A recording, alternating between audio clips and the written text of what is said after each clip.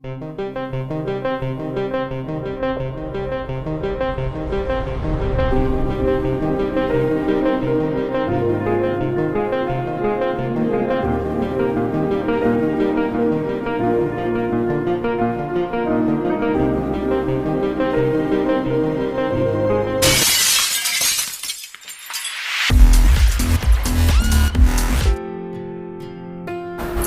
Friends, welcome to my channel.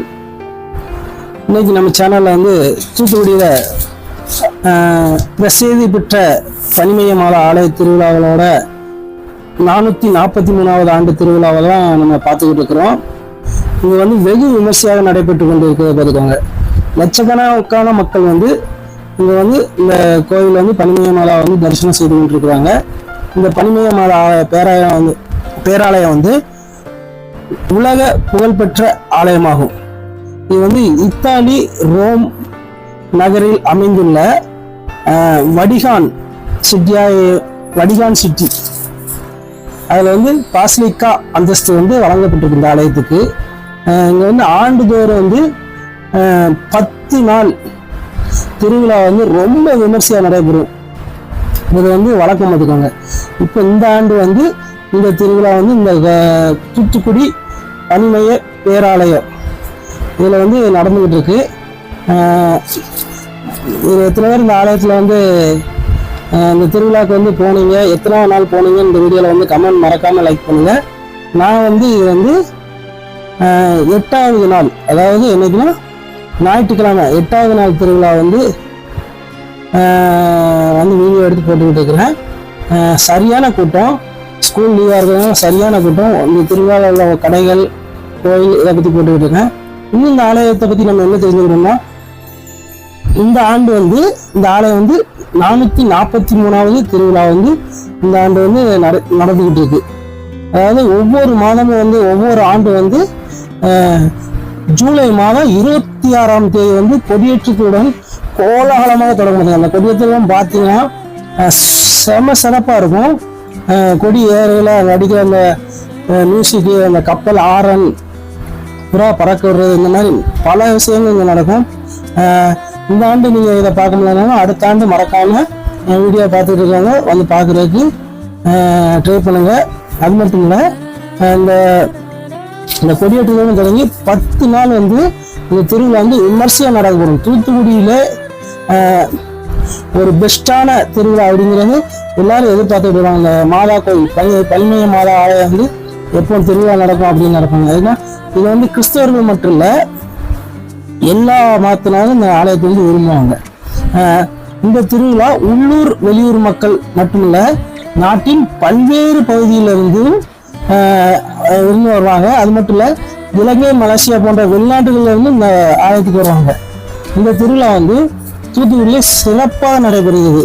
ரொம்ப விமர்சையாக நடைபெற முடியும். இந்த திருவிழாவுக்கு வந்து எந்த ஒரு சாதி மதம் பார்க்காம ஹிந்து, முஸ்லீம்ஸ், கிறிஸ்தவங்க எல்லாருமே வருவாங்க. ஜாதி மதம் எதுவுமே பார்க்க மாட்டாங்க. பார்த்துக்கோங்க, எல்லாருமே வந்து நல்ல ஜாலியாக என்ஜாய் பண்ணி, அதாவது குடும்பத்தோட லட்சக்கணக்கான மக்கள் வந்து இந்த ஆலயத்துக்கு வந்து தரிசனம் பண்ணிட்டு மற்றவங்கள கடைகள், பொருட்காட்சி இதெல்லாம் சுற்றி பார்த்துட்டு அதில் ஒரு என்ஜாய். அதாவது சிலவங்களாம் 10 நாளும் வருவாங்க. அந்த மாதிரிலாம் நடக்கும்.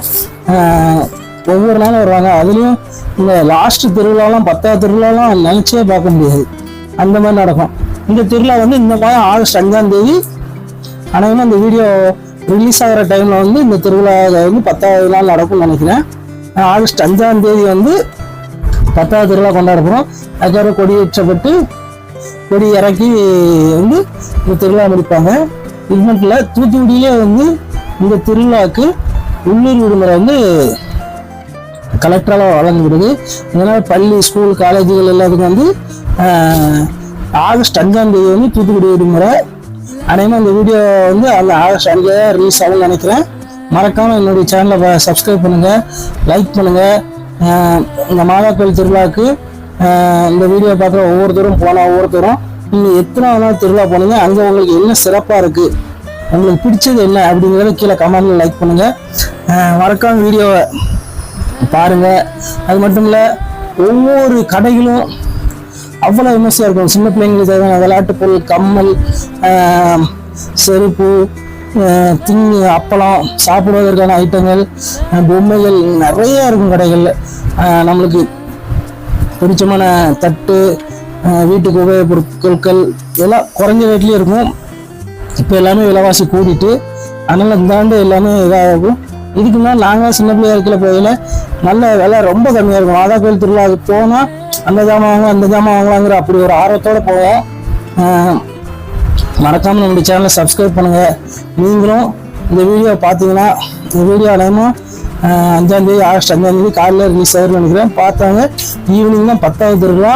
ரொம்ப சிறப்பாக இருக்கும், கூட்டமாக இருக்கும். அன்னைக்கு தூத்துக்குடி ஃபுல்லாக உள்ளூர் விடுமுறை, அதனால் ரொம்பவும் கூட்டமாக இருக்கும். மறக்காமல் நீங்கள் போங்க. பாருங்க, இது வந்து இந்த கோயில் வளாகம். அங்கே சுற்றி உள்ள கடைகள், அதுக்கப்புறம் பொருட்காட்சி போட்டிருக்காங்க. அங்கே போனீங்கன்னா ராட்டனம், ஜெயின்வீல், இந்த மாதிரி நிறைய ஐட்டங்கள் இருக்குது. சாப்பிட்றதுக்கு ஏற்ற அப்பளம், தூத்துக்குடியில் மாதா கோயிலில் ஃபேமஸ் டெல்லி அப்பளம். இந்த டெல்லி அப்பளம் கிடைக்கும். அதுக்கப்புறம் கிடைக்கும் பாருங்க மஞ்சாடிகள், அப்படி ரொம்ப அழகான ஒவ்வொன்றாவும் நிறையா இருக்குது பார்த்துக்கோங்க கடைகள்.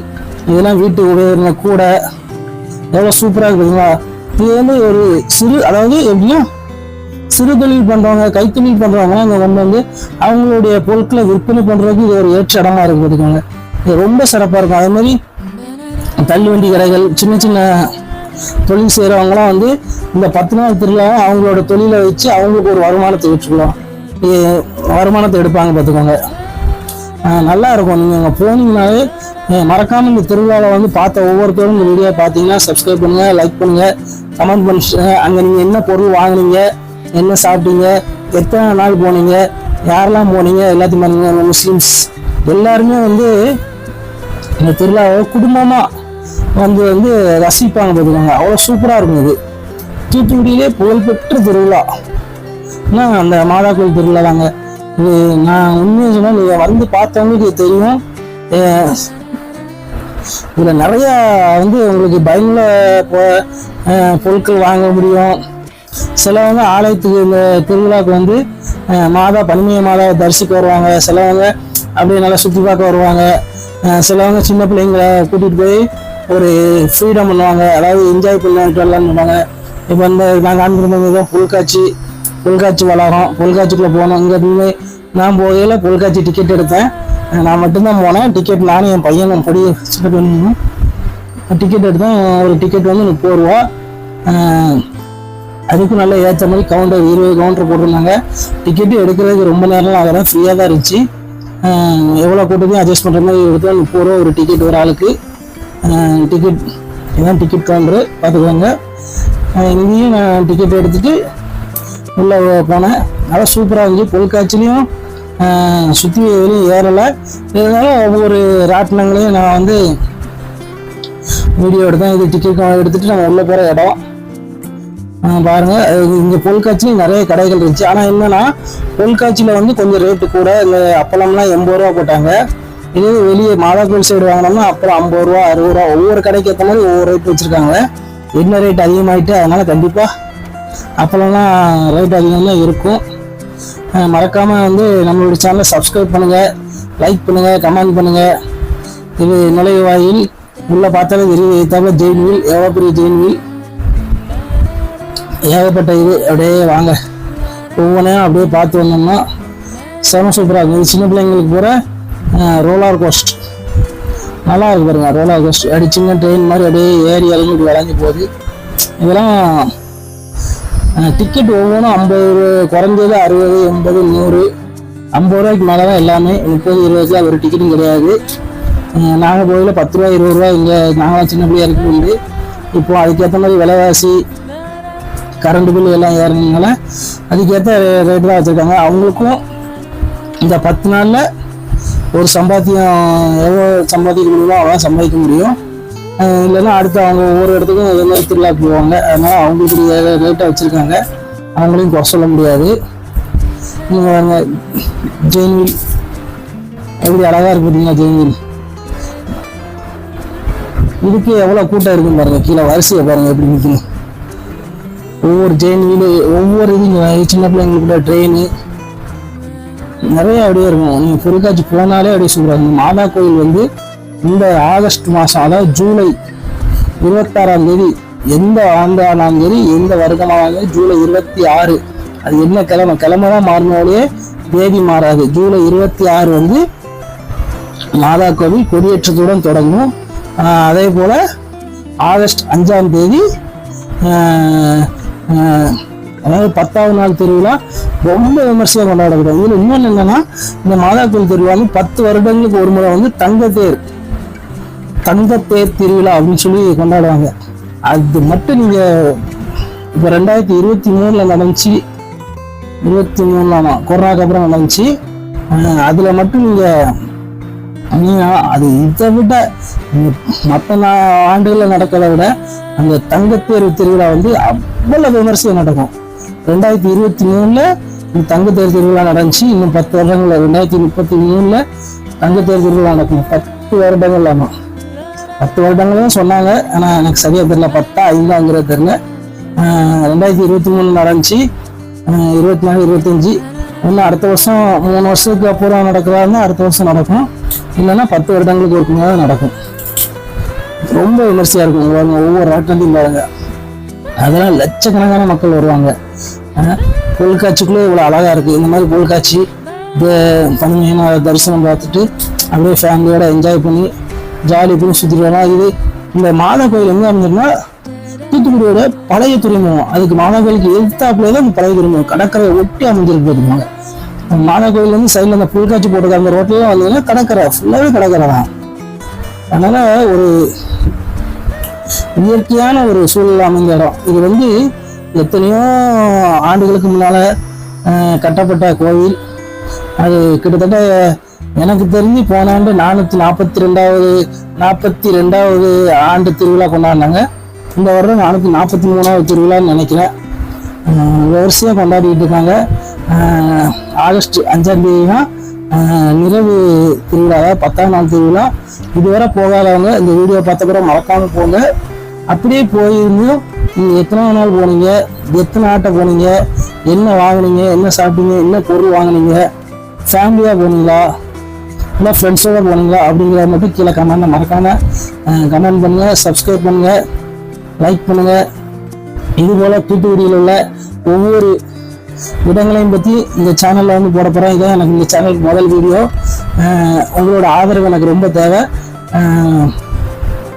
மறக்காமல் உங்களோட ஆதரவை தாங்க.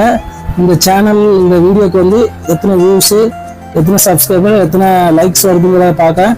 மேலும் உங்களுடைய சப்போர்ட் எனக்கு வேணும். பணம் கொடுத்து உதவ வேண்டாம். உங்களோட கமெண்ட்ஸ், லைக்ஸ், சப்ஸ்கிரைபர்ஸ், ஷேர்ஸ் இதை மட்டும் கொடுத்து எனக்கு உதவுங்க. என்னோட சேனலை வந்து மேலும் இன்னும் நிறைய வீடியோ போட எனக்கு ஒரு நல்ல ஒரு இன்ட்ரெஸ்ட்டாக கொடுங்க. மறக்காமல் நம்மளுடைய சேனல் சப்ஸ்கிரைப் பண்ணுங்கள், லைக் பண்ணுங்கள், கமெண்ட் பண்ணுங்கள், ஷேர் பண்ணுங்கள். ஒவ்வொரு வாரமும் மறக்காம நான் இப்படியே ஒரு வீடியோ போட, தூத்துக்குடியை பற்றி ஒரு வீடியோ போட நான் விரும்புகிறேன். அதுக்கு நீங்கள் தான் உதவி புரியணும். நீங்கள் எப்படி உதவி புரியணும்னு கேட்டிங்கன்னா என்னோடய சேனலை சப்ஸ்கிரைப் பண்ணணும், லைக் பண்ணணும், கமெண்ட் பண்ணுங்கள். கீழே முக்கியமாக நான் சொல்கிற வீடியோவில் தப்பு இருந்தாலும் பரவாயில்ல, நீங்கள் திட்டம்னாலும் சரி, எப்படினாலும் சரி, கீழே கமெண்ட் பண்ணுங்கள். அந்த கமெண்ட் பண்ணிவிட்டு என்னுடைய வீடியோ நான் எப்படி திருத்தணும்னு நினைக்கிறேனோ அதுக்கேற்ற மாதிரி திருத்திக்கிறேன்.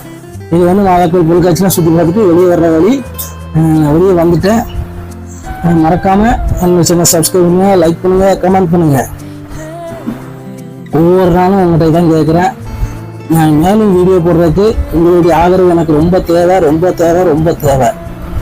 என்னுடைய வீடியோவை இதுவரை பார்த்து எனக்கு ஆதரவு தந்த ஒவ்வொருவருக்கும் நன்றி. வீடியோ பார்க்குறது மட்டும் இல்லாமல் மறக்காமல் அவங்க லைக்கையும் கமெண்டையும் சப்ஸ்கிரைபையும் தட்டிட்டு போங்க.